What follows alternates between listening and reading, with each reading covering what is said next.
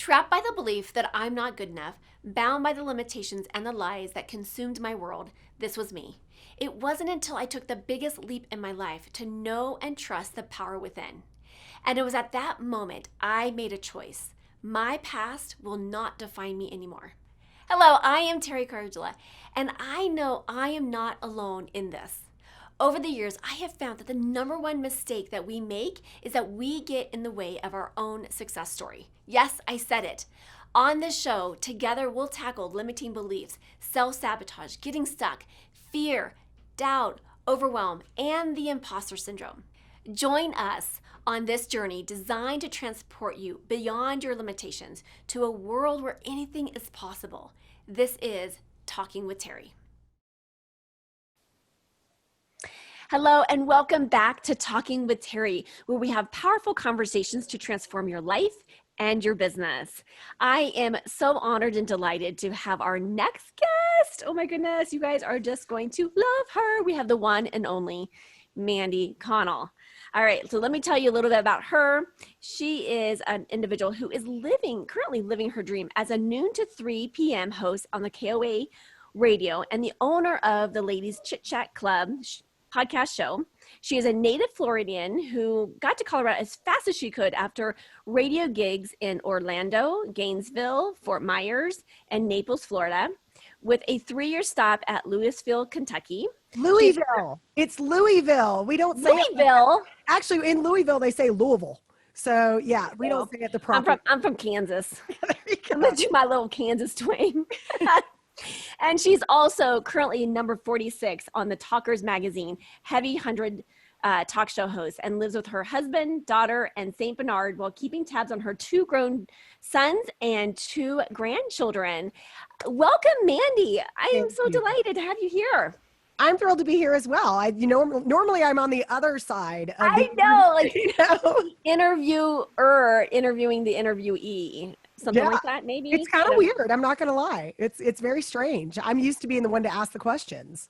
Yes, you are. And I mean, we met, I'm wondering, we met maybe 3 years ago? Maybe? It was probably a year and a half. I'm so bad at time. And especially after 2020, 2020 is just, somebody said to me the other day, what's the date? And I was like, August 16th. And they're like, no, it's September 5th. I mean, what? How did that happen? What is happening right now? We have you have mommy, mommy's brain. Yes. COVID brain. This is Exactly. So anything from here on out, we have an excuse. Exactly. All right. Well, so for those that have not met you or just had the honor to, share in your presence here, share with us your story of how you came to be where you're at today. Well, I never thought I would be in talk radio ever. It just didn't occur to me. When I was a kid, there was no women on the radio. So you don't necessarily aspire to do things that you don't see yourself doing. I was actually a flight attendant for Delta Airlines, and I did that for 5.5 years in my 20s, which was amazing, and it was so much fun. But I had reached the point where I knew I didn't want to do that for the rest of my life, but I had no clue what to do next. Oh, and I forgot the best part. I dropped out of college to become a flight attendant. So my senior year in college, I dropped out to become a flight attendant, which I don't regret at all at this point. But now you're faced with the prospect. I don't have a college degree, and I was majoring in theater. Oh my God, what was I thinking? But I really had no clue what was going on. And just by happenstance, I the whole time I was flying, I was on reserve, which means that they would call and tell you where you were flying, or you would call in and they would tell you where you were flying. I never had a set schedule. Well, one December, I got a set schedule because I finally had enough seniority that of course I had to fly on Christmas and New Year's Eve, but I had a set schedule. And it was a trip that went between Palm Beach and Hartford, Connecticut. And we had 2 gentlemen get on the flight one day, 2 completely unrelated businessmen, and they got into a fist fight on the airplane. Now, this was pre 9/11, so the standards were a lot different and a lot more lax. It just wasn't like it is now. And we had them, they were fighting over a seat neither of them had a ticket for, by the way. Both of them wanted their briefcase in the center seat, but there wasn't enough room for both briefcases. These were businessmen. So this happened, and then the next week, I'm telling the flight attendants about this fist fight on the airplane, and I'm making fun of it. I'm like, oh, they said, what did you do? I said, well, I got on the PA for the people that didn't have good seats, so they could give them a blow-by-blow of what's going on. And this man overheard me, and as he got off the plane, he said, you need to be in radio or television. You should give me a call. Well, at the time, I'm a 27-year-old skinny platinum blonde flight attendant. I used to get a lot of cards from old men, and I totally threw it away. I just was like, okay, thanks. I appreciate that. And again, I'm not thinking that this is a possibility for me. Right. It's just not a possibility. So he, fast forward, the next week, I'm flying the same flight in the other direction, and he gets on the plane, and he turns around to his wife and goes, Sally, this is the girl I was talking about. Now you have to understand, think about how random that is. How many I just got goosebumps. I'm telling you, it's the most amazing story. So the fact that he was on my flight twice was incredible, like statistically insignificant, how crazy that is. His name is Dick Robinson. He owns the Connecticut School of Broadcasting. And he said, I have this broadcasting school and you should do it. And I was like, this was honestly the first time this light bulb went off in my head. Well, there was a radio station in Orlando, Florida that I had listened to for years. And it was talk radio, but it was not your mama's talk radio. It was like hot talk. It was Howard Stern in the morning and then a bunch of shows like that throughout the day. But I loved it because it was fun and crazy. Then I started thinking, wait a minute. Well, maybe I could go work for them, So I went, they actually took me to lunch. He and his wife took me to lunch in Connecticut. And I'm still such a doubting Thomas that his daughter, who was my age, came to pick me up from the hotel where we were laying over. And I made her give me her driver's license and make a Xerox copy at the desk in case anything happened to me. I'm dead serious.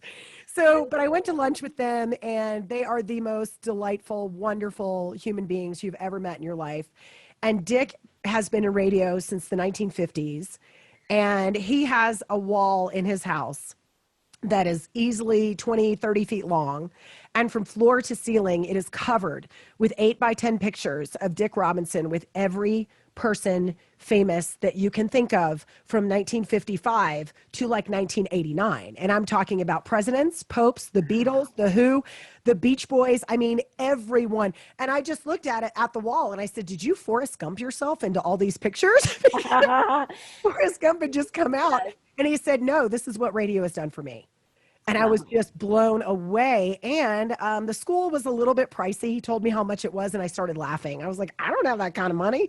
What am I going to do? I'm still paying off student debt for a degree I didn't get. And he said, I will give you a scholarship. I have more money than God. I don't need your money. So he let me go at a greatly reduced price, but that still didn't solve my problem of I'm flying. So you can't exactly skip class to do a 3-day trip. And literally like 6 weeks later, Delta came and offered leaves of absence because Delta did not, and I don't know if this is still the policy. I mean, this was the 90s, but they did not want to lay people off. So they would do an offer of a leave. You could do a 3-month leave. You could do a 7-month leave. You kept all your flight benefits. You kept your insurance, but it was just their way of not laying you off. Well, they came in and said, we're offering 7-month leaves. Wow. And I said, the stars are aligning here. Yeah. So I took a leave. Wonderful. I went to the broadcasting school. He had one in Palm Beach. I was living in Florida at the time. Went to broadcasting school down there. And it's only a 2-month program. It's not, let's face it, we're not curing cancer in radio, Teri. Okay, so we don't need 4 years of college for radio. And I went to the school, and I figured if I don't have a job, I would just go back to flying and then figure something out. But if I had a job, then I would not go back to flying. And technically, I didn't have a paying job when I decided not to go back to flying, but I had finagled my way into an internship at that radio station that I loved in Orlando, working in their promotions department. And so I was in the door. I was in the building. Yeah. And this is what I tell people. I worked for free at that radio station, far more than I was legally allowed to work at that radio station. And I just kept literally showing up. Yeah. Like I never said anything about my internship. I just kept showing up. And I was like, my roommate said, how long are you going to work for free? Because I was waiting tables too to pay for my life. I had to pay my way. And I was waiting tables and I was interning. And she said, how long are you going to intern for free? I said, I'm going to intern for free until they kick me out or until a job becomes available. I love it. That's what's going to happen. And I ended up getting hired by the news station in that building, in the cluster in Orlando. And it was the worst job I've ever had in my entire life. My boss was a severe alcoholic, and the guy who was supposed to relieve me at 3 a.m. just kept not showing up. And I would work from 7 p.m. on Friday to 11 a.m. on Saturday because he just kept not showing up. But did they fire him? No, they did not. It was just a train wreck of a situation. Yeah. And one night I'm working the board. I'm sitting there, doing my thing. And this guy comes in. He worked at another radio station, and he said, "Hey, what do you know about this overnight show on Real Radio? Real Radio 104.1 is the station." And I said, "Not much. Why do you ask?" And he said, "Because there's a producer's job available there." And I said, "I am so sorry you just told me that, because I am going to go get that job. Like, that's what's going to happen." I blatantly told him. I was like, "You never should have told me about that." So the next day, or the next Monday, I guess the job had been posted for a couple weeks or something at that point.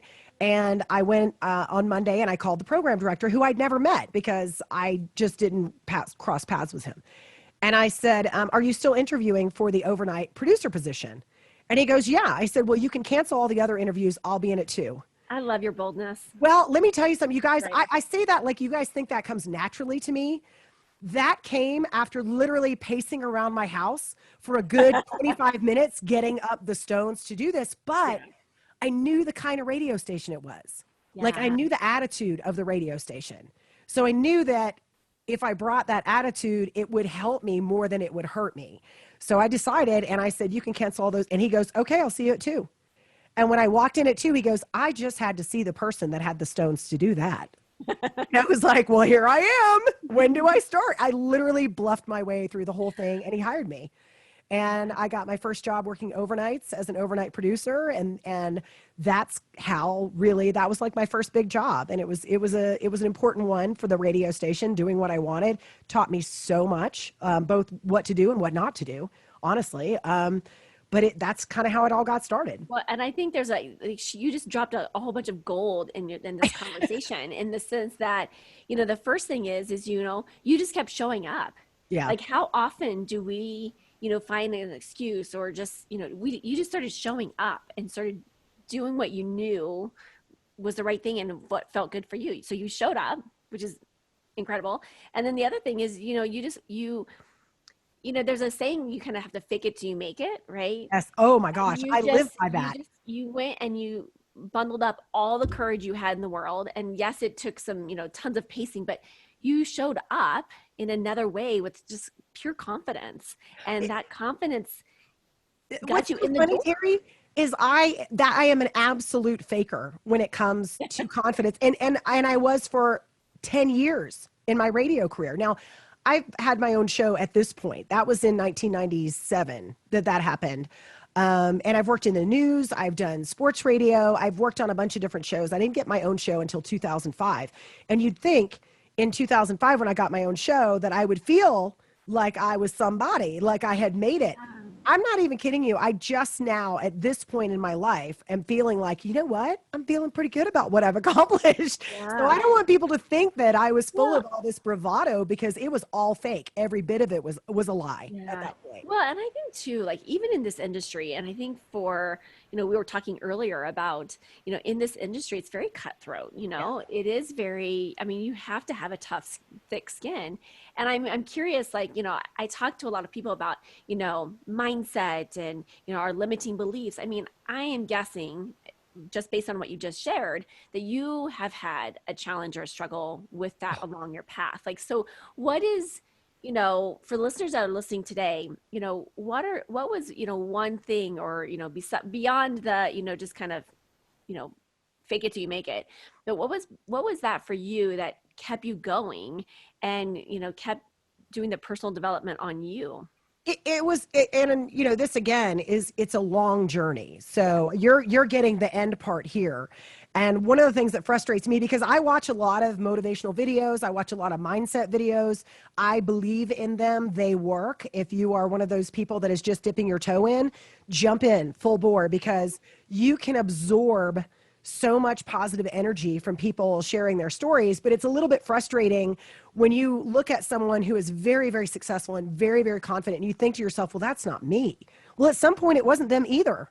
Right. That's the thing. It's all part of the journey. And over the last 15 years, I've had so many small experiences. And there's a couple big ones that were self-inflicted wounds that, you know, really were huge learning lessons. And I'll share one in just a second.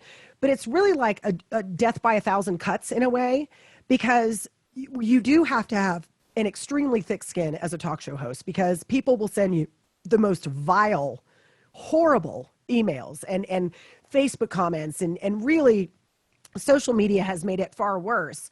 But you have to just remember, you know, for me, the thing that I always remember in business, in talk radio, is you can never take it personally, because you're going to piss off every single person who listens to you at some point, because everybody has a soft spot. Everybody has their area that is sensitive to them for whatever reason. And you don't know any of this. You have no way of knowing this. And when you do hit that soft spot, they're going to come at you. But the thing you have to remember is it's not personal.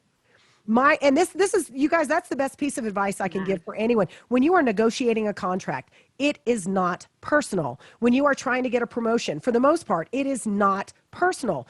And we tend to internalize these things because for us, it feels personal, right? I mean, here I am putting my heart out on the radio every day. And when someone attacks me for something that I strongly believe, it feels personal, but it's not, because they're on their own journey. And they're having their own struggles. And perhaps you hit their soft spot on that day where they got in a fight with their spouse, their kids are being jerks, their dog ran away, their car broke down, and you are the focus of their ire because they can't control any of those other things. Yeah. So once I started to understand that, everything got so much easier. I mean, and I have, honestly, I joke that I have alligator skin because for years. Okay, let me go back. I've got two major points. You have no idea what you're in for right now, Teri. Okay, you have no clue what you have just unleashed in this. But the first job that I was talking about was working on this overnight show, and it was a hot talk show, and it was so fun. We had a blast until we didn't. And then the relationship between the host and I soured greatly. And I am sugarcoating exactly how bad it soured. It soured greatly. And it ended up with an explosive fight right before the show one night, and I left. I quit. But I had a pretty clear sexual harassment lawsuit. I mean, the whole underlying part of this, very much I could have sued for sexual harassment. I spoke to an attorney. It was that bad. And the attorney said, you will absolutely win this case, but you will never work in radio again. She said, if you pursue this, you will win, and you will win a decent, but not life-changing amount of money. You'll win some to get you through a couple of years, but it will be very difficult for you to get hired in radio again, and you need to understand that. She's like, I'm not saying for real you'll never work again, but you will be tagged as that woman who sued. And this was, again, 1998. So this was well before Me Too. This was well before anything else. So in order to keep me from suing, they gave me a job on a sports station, working with two other guys on this morning show. And it was not, we didn't have any chemistry. It was not a good show. The guys are great guys, but it was just, I was thrust upon them, that kind of thing. They didn't want me. But I started getting hate mail on this sports station, and it was brutal. I mean, I can't even say the words in a family-friendly podcast. The subject line would say something like, hey, whore. I mean, it was brutal. Wow. And I printed all of them out. I printed every one of them out, and I put them in a stack on my desk. And I called that my FU pile. And every day I came to work, I was like, FU, I still have a job. And that was what motivated, it like fueled my fire, because I was not going to let these horrible, nasty emailers win. Literally, I was like, I'm not going to let you guys win. What's funny is about 6 months later, we start doing events and everything.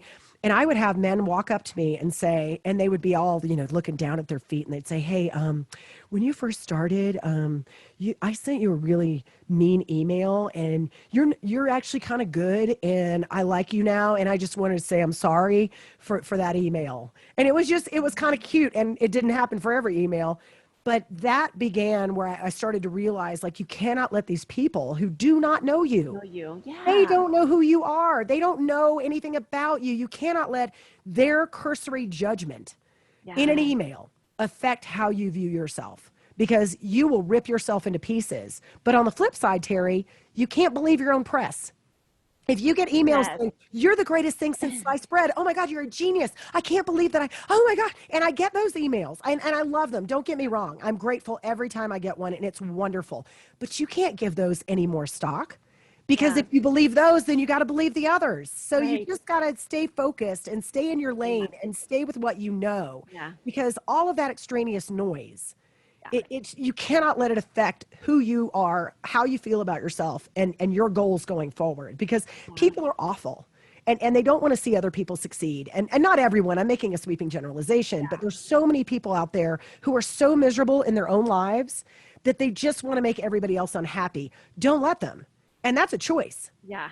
Yeah. I am You know? certain there are hundreds of people out here needing to hear this message today because I think I love your FU pile. I Oh love yeah, it because like that makes me think about like some, when I was writing for a magazine, like I had some hate mail come through and it was just like one of those things that's like, okay, I'm not going to let that impact what I continue to do and what I continue to speak on. Right. And so you I can't. absolutely love that. Yeah, Love you that. can't. I mean, you have to keep doing what is working, what is, what you feel like your style is, whatever that is, and you've got to, as long as you're moving forward and you're, you know, feeling good about it and you're getting good Yeah. feedback from your boss and things like that, all of those extraneous things have to be taken together. You Yeah. can't just pick and choose which ones you're going to listen to because if you I have friends in radio that spend half their life fighting with people on social media. I don't even understand this. Yeah. Like It's such an energy suck. It is such an energy suck. exactly.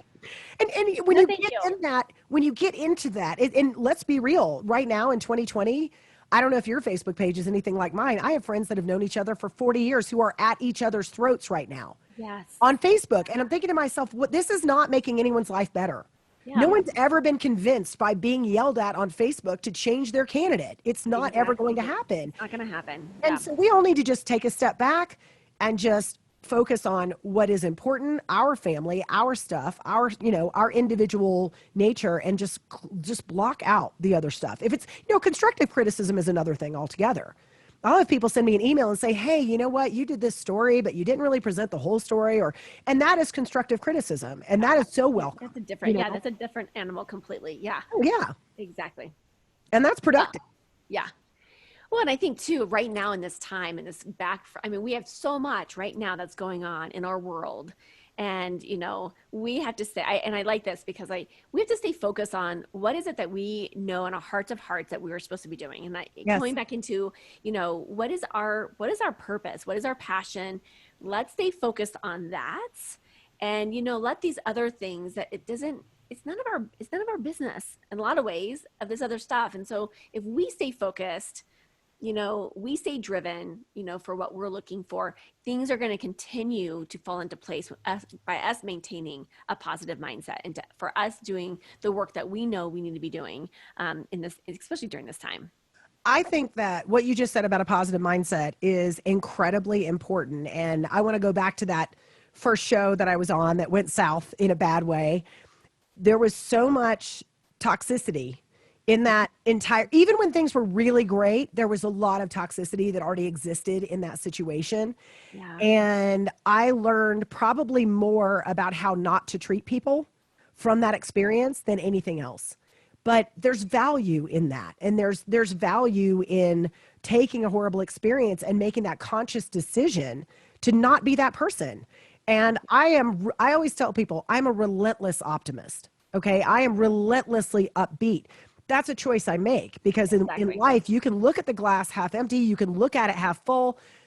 We make these choices every single day about mindset. And I am a huge believer. I don't, people talk about the law of attraction. That seems a little too much for me, but I do believe that people reflect back to you what you put out. Exactly. And I have a show now where I have two producers and I used to be them, and we have a great time and I love working with them and I know they love working with me. And we have just a wonderful environment in our show. And as the leader of that show, I have to work to create and maintain that. And I take that very seriously. I think that's a big responsibility and one that people kind of forget sometimes when they are trying to grow their company or they're trying to hire new people. All of that stuff flows from the top down. And I'm not their direct boss per se, but I'm the leader of the show, you know? Yeah. So that's my responsibility. And they'll tell you, like one of my producers was like, I've never worked with anyone who is, you know, even when things are bad, you try and like, okay, what can we do to learn from this and move Yeah. on? There's no need to have it any other way. Yeah. And when you have that, and when you have that foundation of, you know, staying positive, you know, I'm the same way with you. I'm the ultimate, you know, optimistic and being like, okay, there has to be something good. Yeah. All of this, like, let's just find the gift. And even if it doesn't come immediately, like, let's just find one thing that we can be grateful for. And like you said, let's move on. Didn't work. Let's do a plan to review, and we're moving on to the next thing. Right. There is a positive lesson or a positive thing to be gleaned in every situation. You just have to find it. Yes. You really do. And sometimes the lesson is, okay, and now I know what I never want to do again. It's being shown that contrast, right? Like if we are shown the contrast of what we do desire and what we don't desire, like then it's like, okay, hello, thank you for the new awareness. Yeah. Not making that mistake again. And continue. Yes, I love it. So, well, Mandy, this has been an absolute delight to have you on here. We need to have you come back. So I'm hoping somebody watches this and gets inspired, because I'm telling you guys, like I watch a video of some sort every morning. I do a blog for the show. So now, because everything is so horrible for politics, that I'm trying to put a non-political motivational thing on the blog every day. And all that's done is make me go back and look at some of my favorites.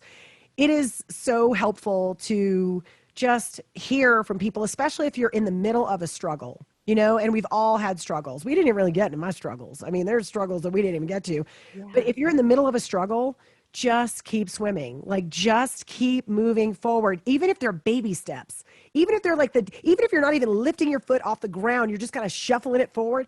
Just keep moving forward. And I swear you will build momentum. And you can do whatever you want to do. And I hope somebody listens to this and says, holy cow, she just kept showing up at an internship. That seemed to work. And it did. And it did. Imagine that. Just don't make eye contact with anyone in HR. Okay. Just keep walking in.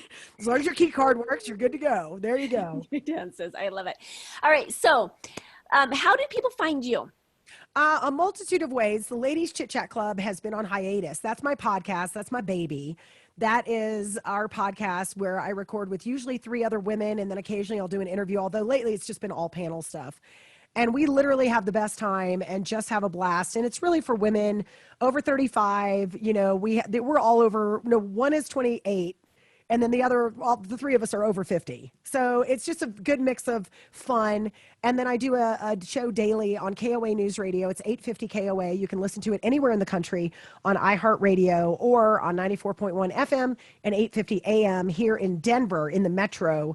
Monday through Friday, noon to 3. So Ladies Chit Chat Club is on every platform, but I prefer you use the iHeart platform because that's who I work for in my real job. So go to iHeart and listen there. We'll be back from hiatus probably the end of September, I think. Okay. We've had a really big, COVID has really made it difficult for us to get together and record. And the dynamic for 4 women on Zoom is different. So we're trying to get back together. So hopefully we'll be able to get back in the same room soon. Excellent. Okay. So I will put that information in the show notes. So take a look at her and go, follow, like, love, and whatever else you do on social media. So subscribe. Don't forget, subscribe and subscribe to Talking with Teri. Yes. Subscribe. Yeah. Thank you, Mandy. All right. Thank you so much, Mandy. Thanks, Teri. I am so grateful that you joined me for this episode. If you've enjoyed this, then there's just one thing that I would like you to do. Click to subscribe and leave me a rating and review. As my way to thank you, let's connect for a free consultation. Just reach out to me at talkingwithteri, that's TERI.com, to book your time.